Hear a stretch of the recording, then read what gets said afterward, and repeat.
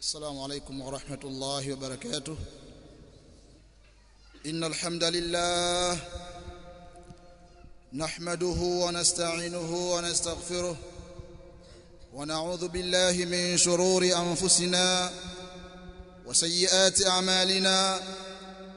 من يهده الله فلا مضل له ومن يضلل فلا هادي له، وأشهد أن لا إله إلا الله وحده لا شريك له، وأشهد أن محمدًا عبده ورسوله. يا أيها الذين آمنوا اتقوا الله حق تقاته ولا تموتن إلا وأنتم مسلمون. يا أيها الناس اتقوا ربكم الذي خلقكم من نفس واحدة وخلق منها زوجها وبث منهما رجالا كثيرا ونساء، واتقوا الله الذي تساءلون به والأرحام إن الله كان عليكم رقيبا. يا أيها الذين آمنوا اتقوا الله وقولوا قولا سديدا يصلح لكم أعمالكم ويغفر لكم ذنوبكم، ومن يطع الله ورسوله فقد فاز فوزا عظيما. أما بعد، فإن أصدق الحديث كتاب الله، وخير الهدى هدى محمد صلى الله عليه وسلم، وشر الأمور محدثاتها، فإن كل محدثة بدعة، وكل بدعة ضلالة، وكل ضلالة في النار.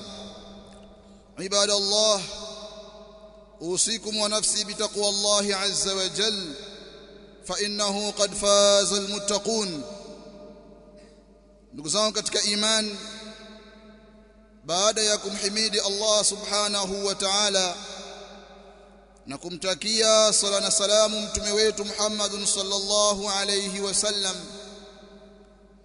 kwanza na wahusia pamoja na kuihusia nafsi yangu juu ya kumcha Allah jalla wa ala, kwani mafanikio ya kweli Allah subhanahu wa ta'ala ameyaweka ndani ya kumcha yeye. Inna lilmuttaqina mafaza, hakika wana wale ambao wanamuogopa Allah subhanahu wa ta'ala, mahala pa mafanikio watakuwa katika janna. Ama khutba ya leo biidhnillahi alkarim, tutakumbushana na kunasihiana kuhusiana na al-ukhuwatu al-islamiyya, udugu wa Kiislamu. Miongoni mwa neema za Allah subhanahu wa ta'ala ambazo amewaneemesha waja wake ni kuwafanya waislamu kuwa ni ndugu. Jambo lao ni moja, wanashirikiana na kusaidiana katika dunia yao na dini yao, na hii ni neema kubwa miongoni mwa neema za Allah subhanahu wa ta'ala.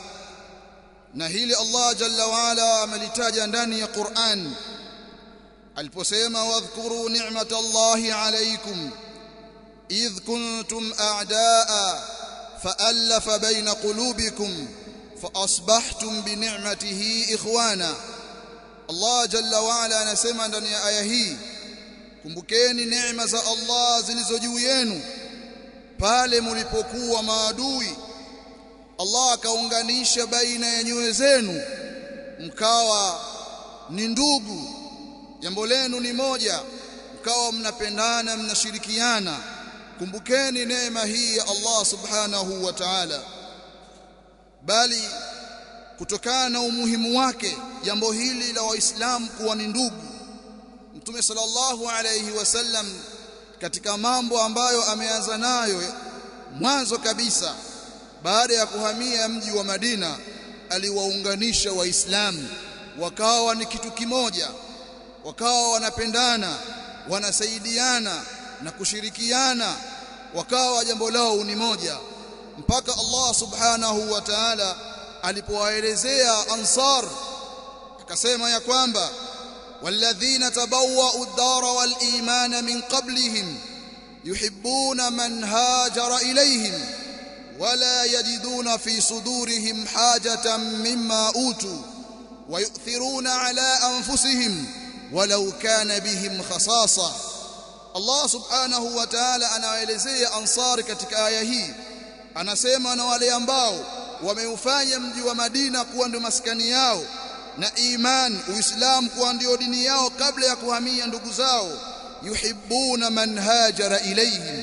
Allah subhanahu wa ta'ala anasema sifa yao, wanawapenda wale ndugu zao waliohamia kwao, wala yajiduna fi sudurihim hajatan mimma utu, na miongoni mwa sifa yao nyingine, na wala hawapati kwa wale ndugu zao waliohamia kwao kwa yale ambayo wamepewa, hawapati dhiki yoyote, hawana husda kwa yale ambayo wameneemeshwa ndugu zao muhajirun baada ya kuhamia katika mji wao. Kisha Allah subhanahu wa ta'ala anasema wayuthiruna ala anfusihim walau kana bihim khasasa, na wanawapendelea ndugu zao juu ya nafsi zao hata kama ikawa kuna kwa wao hitajio. Hivi ndivyo walivyokuwa Ansar baada ya kuunganishwa na Mtume sallallahu alaihi wasallam na ndugu zao muhajirun, wakawa kitu kimoja, wanawapenda ndugu zao kuliko ndugu zao wa damu, wakatanguliza udugu wa iman. Kutokana na umuhimu wake, Mtume sallallahu alaihi wasallam ni katika mambo ya kwanza ambayo ameanza nayo. Ndugu zangu katika imani, udugu wa Kiislamu ni neema kubwa miongoni mwa neema ambazo Allah subhanahu wa ta'ala ametuneemesha nazo. Na kupatikana udugu huu na kuimarika kwake, kuna mambo sisi tunatakiwa tushikamane nayo. Kuna misingi ambayo tukishikamana nayo tutafikia lile lengo na matunda ya udugu wa Kiislamu ambao Allah subhanahu wa ta'ala ametaja kuwa ni neema kubwa. Miongoni mwa misingi hiyo ambayo sisi tunatakiwa tushikamane nayo katika jambo hili la udugu, alhubbu fillah walbughdhu fillah, kupenda kwa ajili ya Allah na kuchukia kwa ajili ya Allah subhanahu wa ta'ala, kwa maana ya kwamba tuyafunge mapenzi yetu na tuzifunge chuki zetu juu ya Allah subhanahu wa ta'ala. Tusipende na kuchukia kwa sababu nyingine. Mtume sallallahu alayhi wasallam katika hadithi ambayo ameisimulia as-sahabiyul jalil Abu Umama radhiyallahu ta'ala anhu, anasema Mtume sallallahu alayhi wasallam amesema, man ahabba lillah wa abghadha lillah wa a'ta lillah wa mana'a lillah faqad istakmala al-iman. Yule ambaye atapenda kwa ajili ya Allah na atachukia kwa ajili ya Allah na atatoa mali zake, jitihada zake, rai zake kwa ajili ya Allah na akazuia kwa ajili ya Allah, basi huyo atakuwa amekamilisha iman. Bali fadla nyingi Mtume sallallahu alaihi wasallam ameelezea kwa wale ambao watashikamana na msingi huu.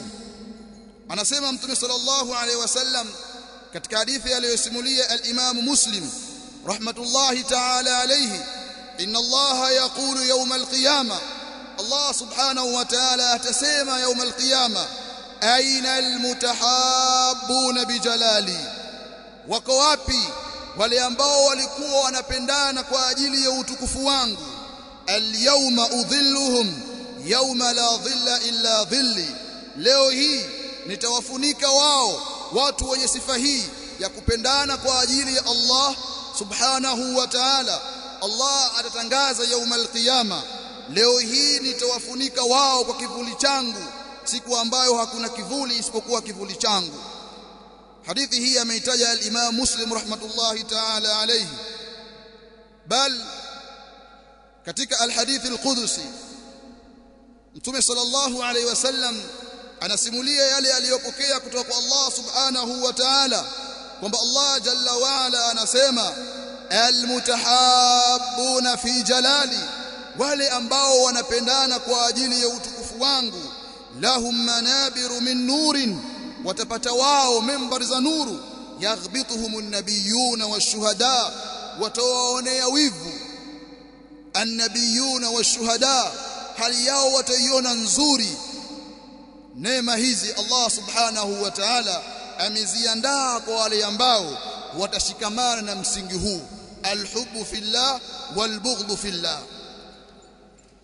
Bali Mtume sallallahu alaihi wasallam anatusimulia kwamba mtu akawa na jambo hili la kupenda kwa ajili ya Allah na kuchukia kwa ajili ya Allah, atapata ile ladha ya imani.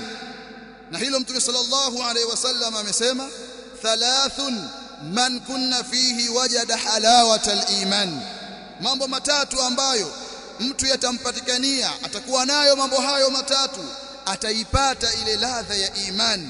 Jambo la kwanza ambalo Mtume sallallahu alaihi wasallam amelitaja, an yakuna Allahu wa rasuluhu ahabba ilayhi mimma siwahuma, kwanza awe Allah na mtume wake ni wenye kupendeza zaidi kuliko wengine wasiokuwa hao. Kisha akasema, wa an yuhibba almar'a la yuhibbuhu illa lillah, na ampende mtu asimpende isipokuwa kwa ajili ya Allah subhanahu wa ta'ala. Ndugu zangu katika imani, huu ni msingi madhubuti ambao sisi tunatakiwa tushikamane nao ili tuyajenge mapenzi yetu yawe ya kweli, mapenzi ambayo ameyafunza Mtume sallallahu alayhi wasallam kama walivyokuwa as-salafu salih. Tusipendane kwa ajili ya mambo mengine, tusipendane kwa ajili ya makabila yetu, tusipendane kwa sababu ya miji yetu tunayotoka. Tuweke msingi huu mbele.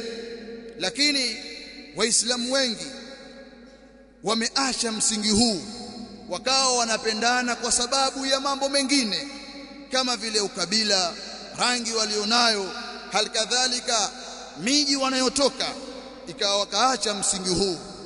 Allah subhanahu wa ta'ala ndani ya Qur'an anasema ya kwamba kubatilisha mapenzi ambayo mtu atayafunga kwa asiyekuwa yeye jalla waala, anasema jalla waala, ya ayuhan nas, enyi watu, inna khalaqnakum min dhakarin wa untha, hakika sisi tumewaombeni nyinyi kutokana na mwanamume mmoja na mwanamke mmoja, waja'alnakum shu'uban wa qabaila litaarafu, na tumewafanya mataifa mbalimbali na makabila mbalimbali ili mpate kujuana. Lengo la kufanywa watu mataifa tofauti tofauti na makabila tofauti tofauti, wasijenge ndani yake mapenzi kwa sababu ya mambo hayo. Wote wanatokana na mwanamume mmoja na mwanamke mmoja. Kwa hiyo Allah subhanahu wa ta'ala ameyafanya haya mataifa na makabila tofauti tofauti ili sisi tupate kujuana, kumjua yule ni mtu fulani, yule anatoka maeneo gani. Hili ndiyo lengo, tusifunge mapenzi yetu kwenye jambo hili.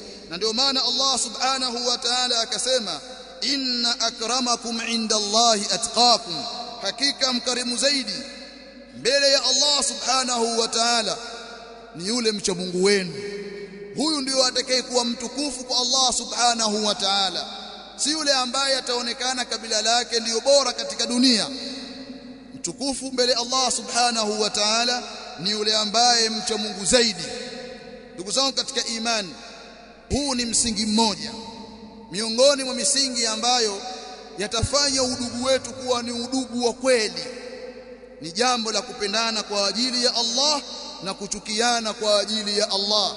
Mtu asitangulize matamanio ya nafsi yake, asitangulize sababu binafsi akawa anamchukia ndugu yake Muislamu kwa sababu hizo. Msingi mwingine, hifdhul lisani an ikhwanik, kuchunga na kuhifadhi ulimi kwa ndugu zako. Ulimi ni kiungo muhimu katika viungo vya mwanadamu, na kikitumiwa vizuri matunda yake ni makubwa, lakini kikatumiwa kibaya kiungo hichi kinaweza kikafarakanisha umma. ikawa watu wanatofautiana kwa sababu ya kutumiwa vibaya kiungo hichi cha ulimi. Ndio maana maelekezo ya Uislamu yanatutaka sisi tuchunge ndimi zetu. Allah subhanahu wa ta'ala anasema ma yalfidhu min qawlin illa ladayhi raqibun atid, mwanadamu hatatamka kauli yoyote, neno lolote, isipokuwa kuna mbele yake mwenye kuhifadhi, mwenye kuhudhuria, anayaandika yale yote anayoyasema. Kila unachokisema kuna ambao tayari washapewa kazi ya kuyaandika maneno yako. Bali Allah subhanahu wa ta'ala ametutaka sisi waislamu tujiepushe na mambo ya kusengenya, kwa sababu maafa yake ni makubwa, udugu utavunjika tuwapo tukashikamana na mambo hayo. Allah jalla waala anasema ya ayyuhalladhina amanu, enyi ambao mmeamini, ijtanibu kathiran min adh-dhanni, jiepusheni kwa sana katika dhana, inna ba'dha adh-dhanni ithmun, hakika baadhi ya dhana ni madhambi. Allah subhanahu wa ta'ala katika aya hii anatutaka sisi tujiepushe na dhanna, kisha akasema wala tajassasu, na wala msipelelezane, wala yaghtab ba'dhukum ba'dha, na wala wasisengenye baadhi yenu kuwasengenya ndugu zao wengine, ikawa wanayataja mabaya ya ndugu zao. Jambo hili Allah subhanahu wa ta'ala anatukataza nalo. Ayuhibbu ahadukum an ya'kula lahma akhihi maita, Allah akapigia mfano mbaya wa jambo hili, na ikawa wewe unayataja maovu na mabaya ya ndugu yako. Akasema hivi, anapenda mmoja wenu kula nyama ya ndugu yake hali ya kuwa mfu? Bila shaka kimaumbile mtu analichukia hilo, mkawa mnalichukia jambo hilo, basi Allah anasema fakarihtumu, basi chukieni hali kadhalika jambo la kusengenya ndugu zenu, msifanye jambo hilo.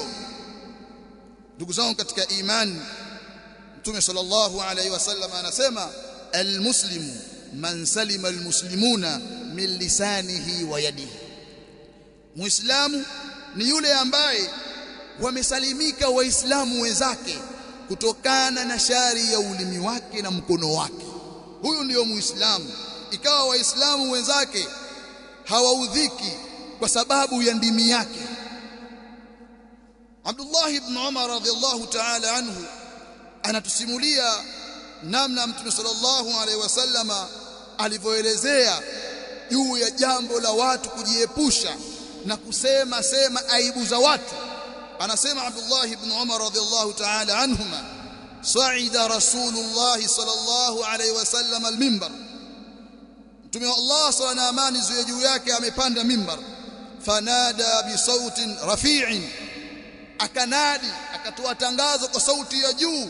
Faqal, akasema Mtume sallallahu alaihi wasallam, ya ma'shara man aslama bilisani, enyi wale ambao wamesilimu kwa ndimi zao, walam yufdil imanu ila qalbihi, na bado haijafika imani kwenye nyoyo zao, la tu'dhul muslimin, msiwaudhi waislamu, wala tu'ayyiruhum, na wala msiwakebehi waislamu, wala tattabi'u awratihim, na wala msifuatilie aibu zao, msifuatilie kasoro zao. Haya ni maelekezo ya Mtume sallallahu alaihi wasallam kwetu, ili ule udugu wetu uwe wa kweli, tusiwe na mambo haya. Kisha Mtume sallallahu alaihi wasallam akasema fa innahu, hakika mambo yalivyo, man tatabba awrat akhihi almuslim, yoyote yule ambaye atafuatilia aibu na kasoro za ndugu yake muislamu, tatabba Allahu awrata, Allah subhanahu wa ta'ala atafuatilia na yeye aibu zake. Wa man tatabba Allahu awratahu, na yoyote ambaye Allah atafuatilia aibu yake, yafdahu walau fi jawfi rahlihi, Allah atamfedhehesha hata kama yumo ndani ya nyumba yake. Ikawa kuna mambo ameyafanya kwa siri, lakini kwa kuwa yeye ana tabia ya kufuatilia kasoro za ndugu zake, ikawa anazieneza, anazisema, Allah subhanahu wa ta'ala atamfedhehesha mtu huyo. Ndugu zangu katika imani, tunatakiwa tuuchunge na kuuhifadhi udugu wetu, lakini kwa kushikamana na misingi hii. Jambo la kwanza ambalo tumelizungumza, alhubbu fillah walbughdhu fillah, na jambo la pili ni kuhifadhi ulimi na ndugu zako wa Waislamu. Usipende kusema kila kitu ikawa unataja aibu na kasoro za ndugu zako. Jambo hili litapelekea kuuvunja ule udugu wa Kiislamu, itakuwa mtachukiana na yale mapenzi ya kweli ambayo ni matunda ya udugu wa kweli yatakuwa hayapatikani. Wallahu a'lam. Alhamdulillah wassalatu wassalamu ala rasulillah. Ndugu zangu katika imani, tunatakiwa tuzichunge ndimi zetu kwa ndugu zetu Waislamu. Tusiseme aibu zao na kasoro zao. Hili ni jambo ambalo tumekatazwa sisi na Uislamu. Abdullah ibn Umar radhiyallahu ta'ala anhuma siku moja aliangalia al-Kaaba kwa mazingatio, akasema maneno yafuatayo: ma a'dhamaki wa a'dhama hurmataki, si utukufu ulioje na si ukubwa wa utukufu wako wewe Kaaba. Lakini akasema wal mu'minu a'dhamu hurmatan 'inda Allah minki, lakini mu'min ni mkubwa zaidi kwa utukufu mbele ya Allah kuliko wewe Kaaba. Kwa maana tunatakiwa tuchunge ile heshima na utukufu alionao Muislamu, tusivunje heshima yake tukawa tunataja aibu zake. Angalia Mtume sallallahu alaihi wasallam alimwambia Hazal, ambaye alimwambia Ma'iz, alimshauri Ma'iz ibn Malik kwa lile kosa alilolifanya, amwendee Mtume sallallahu alaihi wasallam akamuelezee Mtume sallallahu alaihi wasallam. Mtume sallallahu alaihi wasallam baada ya kutoa hukumu kwa Ma'iz akamuelekea Hazal akamwambia, lau satartahu bithawbika kana khairan lak, lau ungalimsitiri huyu ndugu yako, kwa maana ukamuamrisha atubie, jambo likawa yeye na Mola wake, kufanya hivyo ni bora zaidi kwako wewe. Kwa maana Mtume sallallahu alayhi wasallam anasisitiza juu ya sisi kustiriana na kutokutajiana aibu zetu, kwa sababu kila mmoja katika sisi ana makosa. Mtume sallallahu alaihi wasallam akamuelekezea maelekezo hayo Hazal. Ndugu zangu katika imani, msingi mwingine katika jambo hili la udugu wa Kiislamu ambao msingi nitamaliziana nao, safaul qalbi liikhwanika almuslimin, usafi wa moyo kwa ndugu zako Waislamu. Moyo wako unatakiwa uwe safi, usiwe na vinyongo, mashonde na ndugu zako Waislamu. Na hii ndiyo sifa ya watu wa peponi. Allah subhanahu wa ta'ala anasema ndani ya Qur'ani katika suratul Hijr, wanaza'na ma fi sudurihim min ghillin ikhwana ala sururin mutaqabilin. Allah subhanahu wa ta'ala anasema na tutaondoa yale yaliyo katika vifua vyao katika chuki, mashonde, tutayaondoa. Watakuwa hali ya kuwa ni ndugu juu ya viti, wanaelekeana, watafurahi pamoja kwamba Allah subhanahu wa ta'ala atawatofautisha watu katika daraja mbalimbali peponi. Watu hawatakuwa katika daraja moja, lakini watu hawatahusudiana, watu hawatachukiana. Kwa hiyo usafi wa moyo ni miongoni mwa sifa za watu wa peponi, na Mtume sallallahu alayhi wasallam alilihimiza hili na kulitilia mkazo katika ahadith mbalimbali, watu nyoyo zao ziwe safi kwa ndugu zao. Mtume sallallahu alayhi wasallam amesema, la tahasadu, msihusudiane. Usitamani neema aliyokuwa nayo ndugu yako Muislamu iondoke kwake uipate wewe neema ile, au hata kama hujaipata, lakini imuondokee tu neema ile, ikawa wewe watamani jambo hilo. Mtume sallallahu alaihi wasallam anasema la tahasadu, msihusudiane, wala tanajashu, na wala msipandishiane bei, wala tabaghadu, na wala msichukiane. Mtume sallallahu alaihi wasallam anatuelekeza wala tadabaru, na wala msipeane migongo mkakatana, msifanye hivyo. Kisha Mtume sallallahu alaihi wasallam akasema wala yabi' ba'dukum ala bai'i ba'd, na wala wasiuze baadhi yenu juu ya biashara ya mwenzake, baadhi yenu wasiuze juu ya biashara ya weza wao. Jambo hili linasababisha chuki, watu kukatana. Mtume sallallahu alaihi wasallam analikataza. Kisha akasema wakunu ibadallahi ikhwana, na kuweni enyi waja wa Allah, kuweni ndugu. Kwa sababu haya yaliyotajwa yanasababisha ule udugu kufa, tuachane nayo. Kisha Mtume sallallahu alaihi wasallam akatuelekeza tuwe ndugu, jambo letu ni moja. Wakunu ibadallahi ikhwana, na kuweni enyi waja wa Allah, kuweni ndugu.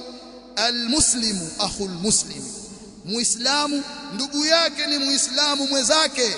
La yadhlimuhu, hamdhulumu, wala yakhdhuluhu, wala hamnyimi nusra, wala yahqiruhu, wala hamdharau. Hizi ni sifa ambazo haitakikani waislamu kufanyiana. Ikawa wewe una tabia ya kuwadhulumu ndugu zako, una tabia ya kuwadharau ndugu zako, wakati wanataka msaada hutoi msaada wako, sifa hizi waislamu wanatakiwa waachane nazo, zinaharibu ule udugu. Mtume sallallahu alaihi wasallam anatupa maelekezo haya, tunatakiwa tuwe ndugu. Ndugu zangu katika imani, usafi wa moyo ni jambo la msingi sana.